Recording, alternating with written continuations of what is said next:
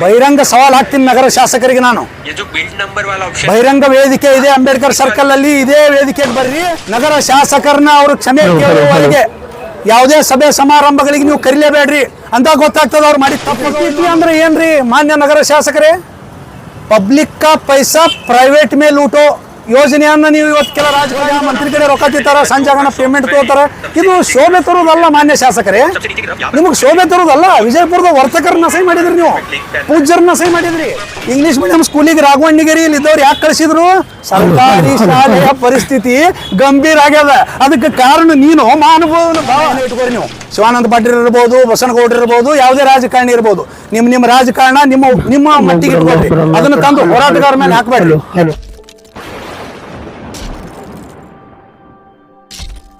Sir, ನಿನ್ನೆ ದಿನ ಯತ್ನಾಳವರು PPP ಅವ್ರಿಗೆ ಬೆಂಬಲ ಕೊಟ್ಟವರು ಎಲ್ಲ ಶಿವಾನಂದ ಪಾಟೀಲ್ ಅವರು ಅವ್ರಿಗೆಲ್ಲ ಪೇಮೆಂಟ್ ಮಾಡ್ತಾ ಅಂತ ಹೇಳಿ, ಇದ್ರ ಬಗ್ಗೆ ನಿಮ್ ನಿಲುವೇನು ಸರ್? ಅವರು ತಿಳಿದು ಮಾತಾಡಿದ್ದಾರೋ ತಿಳಿಲಾರದೆ ಮಾತಾಡಿದ್ದಾರೋ ನನಗೆ ಮಾತ್ರ ಅರ್ಥ ಆಗ್ತಾ ಇಲ್ಲ. ಯಾಕಂದ್ರೆ ಒಬ್ಬ ಜವಾಬ್ದಾರಿಯುತ ಸ್ಥಾನದಲ್ಲಿದ್ದಂಥ ಶಾಸಕರು ಕಳೆದ ಅಂದಾಜು 3 ತಿಂಗಳುಗಳಿಂದ, ಇವತ್ತು ನನಗನ್ನಿಸ್ತದೆ 83ನೇ ದಿನ ಇರಬೇಕು, 3 ತಿಂಗಳುಗಳಿಂದ ನಿರಂತರವಾಗಿ ಜಿಲ್ಲೆಯ, ವಿಶೇಷವಾಗಿ ನಗರದ ಎಲ್ಲ ಜನತೆ ಪಕ್ಷಾತೀತವಾಗಿ ಜಾತ್ಯತೀತವಾಗಿ ಹೃದಯ ಭಾಗ ಅಂಬೇಡ್ಕರ್ ವೃತ್ತದಲ್ಲಿ PPP ಮಾದರಿ ಬೇಡ, ಸರ್ಕಾರಿ ವೈದ್ಯಕೀಯ ಕಾಲೇಜ್ ಆಗಬೇಕಂತೇಳಿ ಇಲ್ಲಿ ಹೋರಾಟ ನಡೆದದು.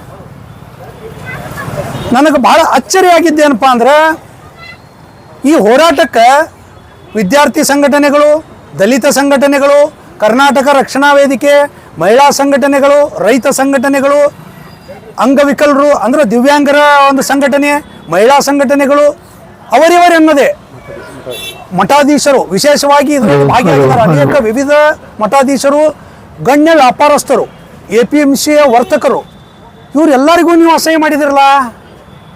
ಇವ್ರು ಎಲ್ಲರನ್ನೂ ಇವತ್ತು ನೀವು ಹಣ ತಗೊಂಡು ನಾವು ಇಲ್ಲಿ ಪ್ರತಿಭಟನೆ ಕೂತೀವತ್ತು ಹೇಳೋ ಉದ್ದೇಶ ಏನು? PPP ಅಂದ್ರೆ ಏನ್ರಿ ಮಾನ್ಯ ನಗರ ಶಾಸಕರೇ? ಪಬ್ಲಿಕ್ ಕಾ ಪೈಸಾ ಪ್ರೈವೇಟ್ ಮೇಲೆ ಲೂಟೋ ಯೋಜನೆಯನ್ನ ನೀವು ಇವತ್ತು ಕೆಲ ರಾಜಕಾರಣಿಗಳು ಮಾಡ್ತಾ ಇದ್ದೀರಿ ಅಂತ ನಮಗೆ ಸಂಶಯ ಬರ್ಲಿಕ್ಕತ್ತದ. ಹೋರಾಟಗಾರರಿಗೆ ನಿಂದನೆ ಮಾಡುವ ನಿಮ್ಮ ಉದ್ದೇಶವಾದರೂ ಏನು? ಹೋರಾಟಗಾರರು ಅಷ್ಟೇ ಅಲ್ಲ, ಈ ಹೋರಾಟದಲ್ಲಿ ಬೆಂಬಲವಾಗಿ ನಿಂತಹ ಪೂಜ್ಯರು, ಮಠಾಧೀಶರು, ವಿವಿಧ ಸಂಘಟನೆಗಳು, ಇವರನ್ನು ಎಲ್ಲ ನೀವು ಅಪಮಾನ ಮಾಡುವಂಥ ಒಂದು ಈ ಬುದ್ಧಿ ನಿಮಗೆ ಯಾಕೆ ಬಂತು ಅನ್ನೋದು ನಮಗೆ ಇವತ್ತಿಗೂ ತಿಳಿತಾ ಇಲ್ಲ. ನಾನು ಇಷ್ಟೇ ಈ ಸಂದರ್ಭದಲ್ಲಿ ಹೇಳಲಿಕ್ಕೆ ಇಚ್ಛೆ ಪಡ್ತೀನಿ, ಯಾಕೆ ವಿಜಯಪುರಕ್ಕೆ ಸರ್ಕಾರಿ ವೈದ್ಯಕೀಯ ಮೆಡಿಕಲ್ ಕಾಲೇಜ್ ಆಗಬಾರ್ದು? ಯಾಕೆ ಆಗಬಾರ್ದಪ್ಪ ಅಂದ್ರೆ, ಕೆಲ ಲ್ಯಾಂಡ್ ಮಾಫಿಯಾಗಳು ಇದರಲ್ಲಿ ಹೊಕ್ಕಿದ್ದಾರೆ. ಈಗ ಹೊಸದು PPP ಮಾದರಿ ಏನಾದರೂ ಇವತ್ತು ಸಿದ್ದರಾಮಯ್ಯ ಸರ್ಕಾರ ಅನುಮೋದನೆ ಕೊಟ್ಟದ್ದೇ ಆತಂದ್ರೆ ವಿಜಯಪುರದಲ್ಲಿ ದೊಡ್ಡ ಲ್ಯಾಂಡ್ ಮಾಫಿಯಾ ನಡೀತದೆ. ಅವಾಗ ಏನು ಮಾಡ್ತಾರೆ PPP ಅವರು? ಈಗಿರುವಂಥ 149 ಏಕರ್ ಸರ್ಕಾರಿ ಆಸ್ಪತ್ರೆಯಲ್ಲಿಯ ಜಾಗವನ್ನು ಬಿಟ್ಟು ಬೇರೆ ಜಾಗವನ್ನು ಖರೀದಿ ಮಾಡ್ತಾರೆ. This is called PPP. ಅದಕ್ಕೆ ಹೇಳಿದೆ ನಾನು, ಲ್ಯಾಂಡ್ ಮಾಫಿಯಾ ಆಗ್ತದೆ. ಅವಾಗ ಜಮೀನನ್ನು ಖರೀದಿ ಮಾಡ್ಲಿಕ್ಕೆ ರೊಕ್ಕ ತಗೋತಾರೆ.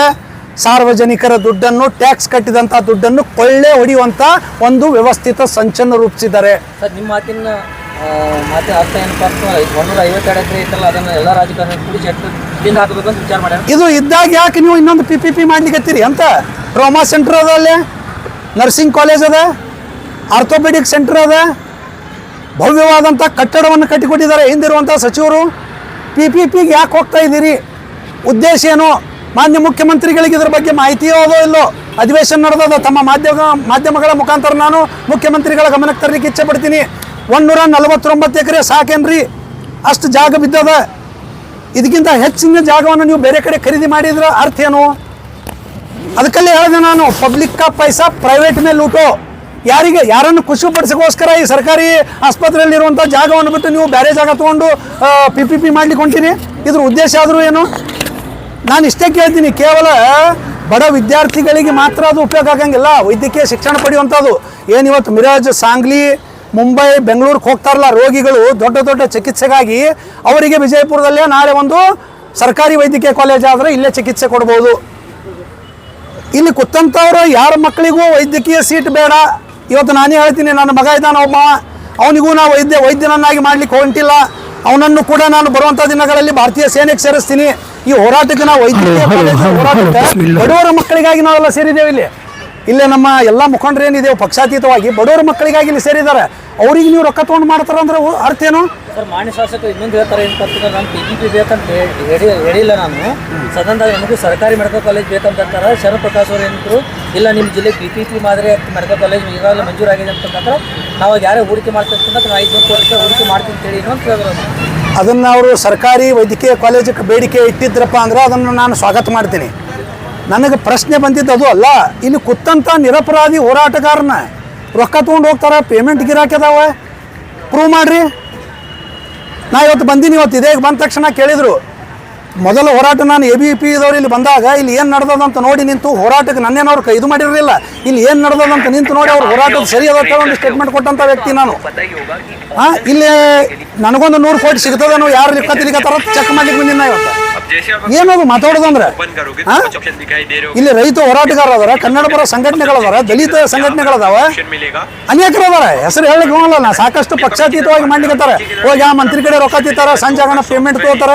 ಇದು ಶೋಭೆ ತರೋದಲ್ಲ ಮಾನ್ಯ ಶಾಸಕರೇ, ನಿಮಗೆ ಶೋಭೆ ತರೋದಲ್ಲ. ವಿಜಯಪುರದ ವರ್ತಕರನ್ನ ಸಹಿ ಮಾಡಿದ್ರಿ, ನೀವು ಪೂಜ್ಯರನ್ನ ಸಹಿ ಮಾಡಿದ್ರಿ, ಮಹಿಳಾ ಸಂಘಟನೆಗಳನ್ನ ಸಹಿ ಮಾಡಿದ್ರಿ. ಅಷ್ಟೇ ಅಲ್ಲ, ಇನ್ನೊಂದು ನಮ್ಮ ದೇಶ ಕಾಯುವ ಸೈನಿಕರು ಮಾಜಿ ಏನಾಗಿದ್ದಾರೆ ಅವರು ಬೆಂಬಲ ಕೊಟ್ಟಿದ್ದಾರೆ.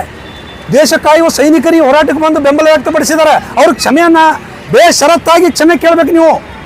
ಈ ಎಲ್ಲ ಹೋರಾಟಗಾರರನ್ನ ಒಳಗೊಂಡು, ಎಲ್ಲ ಪೂಜ್ಯರನ್ನ ಒಳಗೊಂಡು, ಎಲ್ಲ ಮಹನೀಯರಿಗೆ ನೀವು ಬೇಷರತ್ತಾಗಿ ಕ್ಷಮೆ ಕೇಳಬೇಕಂತೇಳಿ ತಮ್ಮ ಮಾಧ್ಯಮದ ಮುಖಾಂತರ ಆಗ್ರಹ ಮಾಡ್ತೀನಿ. ಅಷ್ಟೇ ಅಲ್ಲ, ಇದೊಂದು ಬಹಳ ಸೂಕ್ಷ್ಮ ವಿಚಾರ ಅದ. ಯಾತಕ್ಕಾಗಿ PPP, ಯಾಕೆ ಸರ್ಕಾರಿ ಅನ್ನೋದ್ರ ಬಗ್ಗೆ ಇವತ್ತೊಂದು ಬಹಿರಂಗ ಸವಾಲ್ ಹಾಕ್ತೀನಿ ನಗರ ಶಾಸಕರಿಗೆ ನಾನು. ಬಹಿರಂಗ ವೇದಿಕೆ ಇದೆ ಅಂಬೇಡ್ಕರ್ ಸರ್ಕಲ್ ಅಲ್ಲಿ, ಇದೇ ವೇದಿಕೆಗೆ ಬರ್ರಿ. ನೀವು ಅದ್ರ ಬಗ್ಗೆ ಏನು ಜ್ಞಾನ ಅದ ನೀವು ಹೇಳ್ರಿ. ಇಲ್ಲಿ ಹೋರಾಟಗಾರ ಏನು ಮಾಡಿದಾರ ಅನ್ನೋದು ಅದನ್ನ ಹೇಳ್ತಾರೆ. PPP ಯಾಕೆ ಬೇಡ, ಸರ್ಕಾರಿ ವೈದ್ಯಕೀಯ ಏಕೆ ಬೇಕು, ಅದಕ್ಕೆ ನಡ್ಬರ್ಕೊಂದು ಸ್ಟೇಟ್ಮೆಂಟ್ ನೋಡಿದೆ. ಅವ್ರದ್ದು ಭಾಳ ಅಚ್ಚರಿ ಅನ್ನಿಸ್ತು. ಎಲ್ಲ ಹೋರಾಟ ಮಾಡೋರು ತಮ್ಮ ಮಕ್ಕಳನ್ನ ಸರ್ಕಾರಿ ಶಾಲೆಗೆ ಕಲಿಸ್ಲಕತ್ತಿಲ್ಲ, ಇಂಗ್ಲೀಷ್ ಮೀಡಿಯಂ ಸ್ಕೂಲ್ನಾಗ ಕಲಿಸ್ಲಕತ್ತಾರ. ಹೌದಪ್ಪ, ಇವತ್ತು ನನ್ನ ಮಗನು ಇಂಗ್ಲೀಷ್ ಮೀಡಿಯಂ ಸ್ಕೂಲ್ನಾಗೆ ಅದಾನ. ಇಂಗ್ಲೀಷ್ ಮೀಡಿಯಂ ಸ್ಕೂಲಿಗೆ ರಾಘವಣ್ಣಿಗೇರಿಯಲ್ಲಿ ಇದ್ದವ್ರು ಯಾಕೆ ಕಳಿಸಿದ್ರು? ಸರ್ಕಾರಿ ಶಾಲೆಯ ಪರಿಸ್ಥಿತಿ ಗಂಭೀರ ಆಗ್ಯದ. ಅದಕ್ಕೆ ಕಾರಣ ನೀನು ಮಹಾನುಭಾವನ ಭಾವ. ಸರ್ಕಾರದಿಂದ ಆರಿಸಿ ಬಂದಂಥ ಜನಪ್ರತಿ ನೀ ಕಾರಣ. ಸರ್ಕಾರಿ ಶಾಲೆಗಳು ಚಲೋ ಇದ್ದು ಅಂದ್ರೆ ನಾವ್ಯಾಕೆ ಗೌರ್ಮೆಂಟ್ ಶಾಲೆಗೆ ಬಿಟ್ಟು ಪ್ರೈವೇಟ್ ಶಾಲೆಗೆ ಕಳಿಸ್ತಿದ್ದೀವಿ ನಮ್ಮ ಮಕ್ಕಳನ್ನ? ಇದರೇ ಜ್ಞಾನ ಅದೋ ಇಲ್ಲೋ? ಇದನ್ನು ವಿಜಯಪುರ ಜನತೆಯ ಪರವಾಗಿ ಕೇಳಲಿಕ್ಕಿದ್ದೀನಿ ನಾನು. ಅದಕ್ಕೆ ಅಸಂಬದ್ಧವಾಗಿ ನಿಮ್ಮ ರಾಜಕಾರಣ ಏನೇ ಇಟ್ಕೋರಿ ನೀವು, ಶಿವಾನಂದ ಪಾಟೀಲ್ ಇರ್ಬೋದು, ಬಸನಗೌಡರು ಇರ್ಬೋದು, ಯಾವುದೇ ರಾಜಕಾರಣಿ ಇರ್ಬೋದು, ನಿಮ್ಮ ರಾಜಕಾರಣ ನಿಮ್ಮ ಮಟ್ಟಿಗೆ ಇಟ್ಕೊಳ್ರಿ. ಅದನ್ನು ತಂದು ಹೋರಾಟಗಾರ ಮೇಲೆ ಹಾಕಬೇಡ್ರಿ. ಹೋರಾಟಗಾರ ರೊಕ್ಕ ತೊಗೊಂಡು ಹೋರಾಟ ಮಾಡ್ತಾರೆ. ಇವತ್ತು ಇಲ್ಲಿ ಕೇಳಿಕ್ಕೆ ಇಚ್ಛೆ ಪಡ್ತೀನಿ ನಾನು. ಇವತ್ತು ಎಷ್ಟೊಂದು ಪ್ರೀತಿ ವಿಶ್ವಾಸದಿಂದ ಇಲ್ಲಿ ಬಂದು ಕೂತಾರೆ. ಯಾಕೆ ಕೂತಾರೆ ಅಂದರೆ ಬಡವರು ಮಕ್ಕಳಿಗೆ ಅನುಕೂಲ ಆಗಲಿ, ನಮ್ಮ ನಾಳೆ ಏನಾದರೂ ಚಿಕಿತ್ಸೆಗೆ ಹೋಗ್ಬೇಕಂದ್ರೆ ನಮಗೆ ವಿಜಯಪುರನಾಗೆ ಸರ್ಕಾರ ದವಾಖಾನೆ ಆಗಿಲ್ಲ ಅಂತ ಬಂದು ಕೂತಾರೆ ಅವರು. ಅದ್ರ ಸಂಬಂಧ ಬಂದು ಕೂತಾರೆ. ಇಲ್ಲಿ ನಮ್ಮ ಮಕ್ಕಳನ್ನ ನಾವು ವೈದ್ಯರನ್ನಾಗಿ ಮಾಡ್ಲಿಕ್ಕೆ ಬಂದು ಕೊಟ್ಟಿಲ್ಲ, ಗೌರ್ಮೆಂಟ್ನಾಗ ಪುಗಟ್ ಸೀಟ್ ತೋಳಿಗೆ ಬಂದು ಕೊಟ್ಟಿಲ್ಲ. ಜಿಲ್ಲೆಯ ಪ್ರತಿಭಾವಂತ ವಿದ್ಯಾರ್ಥಿನಿಯರಿಗೆ ಅನುಕೂಲ ಆಗಲಿ ಅಂತೇಳಿ ಇಲ್ಲಿ ನಾವು ಕೂತೇವಿ. ಅದಕ್ಕೆ ತಿಳಿದು ಮಾತಾಡ್ತಿರೋ ತಿಳಿಲಾರದೆ ಮಾತಾಡ್ತಿರೋ, ದಯಮಾಡಿ ನಿಮ್ಮ ಹೇಳಿಕೆಯನ್ನು ತಪ್ಪಾಗಿ ನಾನು ಇವತ್ತು ಹೋರಾಟಗಾರರಿಗೆ ನಿಂದನೆ ಮಾಡಿದ್ದೀನಿ. ಹಾಗೂ ಅದರಲ್ಲಿ ಭಾಗಿಯಾದಂಥ ಪೂಜ್ಯರಿಗೆ ನಾನು ಇವತ್ತು ಆರೋಪಿಸಿನಿ.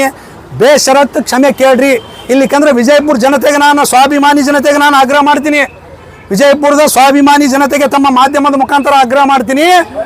ನಗರ ಶಾಸಕರನ್ನ ಅವರು ಕ್ಷಮೆ ಕೇಳುವವರಿಗೆ ಯಾವುದೇ ಸಭೆ ಸಮಾರಂಭಗಳಿಗೆ ನೀವು ಕರೀಲೇಬೇಡ್ರಿ ಅಂತ ಗೊತ್ತಾಗ್ತದೆ ಅವ್ರು ಮಾಡಿ ತಪ್ಪದೋ ಇಲ್ಲೋ ಅನ್ನೋದು.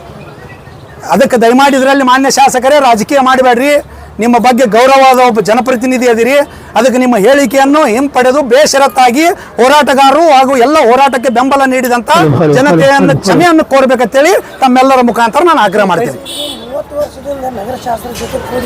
ಹೌದು,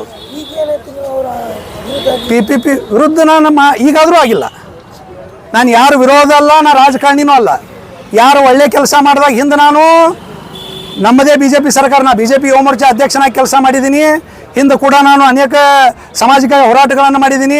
PPP ವಿರುದ್ಧ ದನಿನೂ ಎತ್ತಿದ್ದೀನಿ. ಈ ಹೋರಾಟ ಪ್ರಾರಂಭವಾಗುವ ಪೂರ್ವದಲ್ಲಿ PPP ವಿರುದ್ಧ ದನಿ ಎತ್ತುವುದರಲ್ಲಿ ನಾನು ಅದೀನಿ. PPP ಅರ್ಥವನ್ನು ತಿಳಿಸ್ಕೊಟ್ಟಿದ್ದೀನಿ. ಯಾರ ವಿರುದ್ಧ ನಂದು ಹೋರಾಟ ಅಲ್ಲ, ವ್ಯಕ್ತಿಯ ವಿರುದ್ಧ ಹೋರಾಟ ಅಲ್ಲ, ಯಾವುದೇ ಪಾರ್ಟಿಯ ವಿರುದ್ಧ ಅಲ್ಲ. ಇದರಲ್ಲಿ ರಾಜಕಾರಣ ಇಲ್ಲ. ಹೋರಾಟಗಾರರಿಗೆ ಇವತ್ತೇನು ಬೈದಿದ್ದಾರೆ, ಹೋರಾಟದಲ್ಲಿ ನಾನು ಭಾಗಿಯಾಗಿದ್ದೆ, ಪೂಜರು ಭಾಗಿಯಾಗಿದ್ದರು. ಅದು ನೋವಾಗಿ ನಾನು ಇಲ್ಲಿ ಬಂದಿದ್ದೀನಿ. ಅದನ್ನು ಅವರ ಹೇಳಿಕೆಯನ್ನು ಖಂಡನೆ ಮಾಡಲಿಕ್ಕೆ ಇಲ್ಲಿ ನಾನು ಬಂದಿದ್ದೀನಿ. ಅದಕ್ಕೆ ಇದರಲ್ಲಿ ರಾಜಕೀಯ ದಯಮಾಡಿ ಯಾವ ಮಾಧ್ಯಮದವರು ಬೆರೆಸ್ಲಿಕ್ಕೆ ಹೋಗಬೇಡ್ರಿ. ಕಾಂಗ್ರೆಸ್ ಸರ್ಕಾರ ಕಿತ್ತು ತನಕ ಇದು ಆಗಲ್ಲ ಯಾರು ಹೇಳ್ತಾರೆ ರೀ? ಬಿಜುಗೌಡ ಅವರು. ಅದು ಅವ್ರ ವೈಯಕ್ತಿಕ ಹೇಳಿಕೆ. ಅದರ ಬಗ್ಗೆ ನಾನು ಯಾವುದು ರಾಜಕೀಯ ಟೀಕೆ ಟಿಪ್ಪಣಿಗಳನ್ನು ರಾಜಕೀಯ ವ್ಯಕ್ತಿಗಳ ಹೇಳಿಕೆಗೆ ಪ್ರತಿಕ್ರಿಯೆ ಕೊಟ್ಟಿಲ್ಲ. ಈ ನಗರ ಶಾಸಕರು ಹೋರಾಟಗಾರರ ಮೇಲೆ ಗಂಭೀರ ಆಪಾದನೆ ಮಾಡಿದ್ದಕ್ಕೆ ನಾನು ಇಲ್ಲಿ ಬಂದಿದ್ದೇನೆ. ಸರ್, ಶಿವಾನಂದ ಪಾಟೀಲ್ರು ಮತ್ತು ಬಸವರಾಜ ಯತ್ನಾಳ್ ಅವರು ನಡುವಕ್ಕಿದ್ದಂಥ ವೈಮನಸ್ಸಿಂದ ಈ ಮಾತು ಬಂದಿದೆ ಅಂತ ಅನಿಸುತ್ತಾ ನಿಮಗೆ? ಆ ವೈಮನಸ್ಸನ್ನು ದಯಮಾಡಿ ಏನಾದರೂ ಇತ್ತಂದ್ರೆ ನಿಮ್ಮೊಳಗೆ ಇಟ್ಕೊಳ್ರಿ.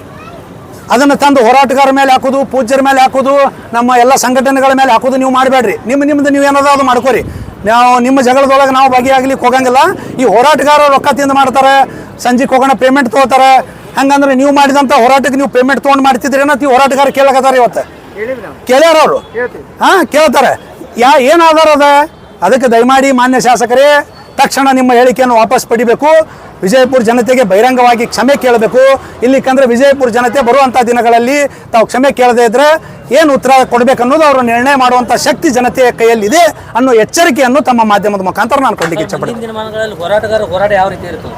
ಹೋರಾಟಗಾರರ ಹೋರಾಟ ನಿರಂತರವಾಗಿರ್ತದೆ. ಅದು ಯಾವುದೇ ಪಕ್ಷ ಅಧಿಕಾರಿನಾಗಿರ್ಬೋದು, ಇಲ್ಲಿ ಯಾರೇ ಶಾಸಕರಿರ್ಬೋದು, ಯಾರೇ ಜನಪ್ರತಿನಿಧಿ ಇರ್ಬೋದು, ಸರ್ಕಾರ ಇದಕ್ಕೆ ಸಂಬಂಧ ಇಲ್ಲ. ವಿಜಯಪುರಕ್ಕೆ ಏನಪ್ಪ ಅಂದರೆ ಇವತ್ತು ಏನೇ ಮಾಡಬೇಕಂದ್ರೂ ಹೋರಾಟ ಮಾಡಿ ತಗೊಳ್ಳುವಂಥ ಅನಿವಾರ್ಯ ಪರಿಸ್ಥಿತಿ ವಿಜಯಪುರ ಜನತೆಗೆ ಬಂದಿದೆ. ಅದಕ್ಕೆ ಸರ್ಕಾರ ಇವತ್ತು ಉತ್ತರ ಕರ್ನಾಟಕವನ್ನು, ವಿಶೇಷವಾಗಿ ವಿಜಯಪುರ ಜಿಲ್ಲೆಯನ್ನು ನಿರ್ಲಕ್ಷ್ಯ ಮಾಡಲಾರದೆ ಏನು ಈ ಅಧಿವೇಶನ ನಡೆದ ಬೆಳಗಾವದಾಗ, ಅದಕ್ಕೆ ಆ ಬೆಳಗಾವಿ ಅಧಿವೇಶನದಲ್ಲೇ ನಿರ್ಣಯ ಆಗಬೇಕು. ವಿಜಯಪುರನ್ಯಾಗ PPP ಇಲ್ಲ, ಸರ್ಕಾರಿ ವೈದ್ಯಕೀಯ ಕಾಲೇಜ್ ನಾವು ಮಾಡ್ತೀವಿ ಅಂತೇಳಿ ಘೋಷಣೆ ಮಾಡಿ ಸರ್ಕಾರ ಇವತ್ತು ತನ್ನ ನೈಜ ಭಕ್ತಿಯನ್ನು, ಉತ್ತರ ಕರ್ನಾಟಕದ ಮೇಲಿರುವಂಥ ಪ್ರೀತಿಯನ್ನು ತೋರಿಸಬೇಕಂತೇಳಿ ಸರ್ಕಾರಕ್ಕೂ ಕೂಡ ನಾನು ಆಗ್ರಹ ಮಾಡ್ತೀನಿ. जुड़े रहिएगा आपके अपने चैनल बीजापुर समय के साथ।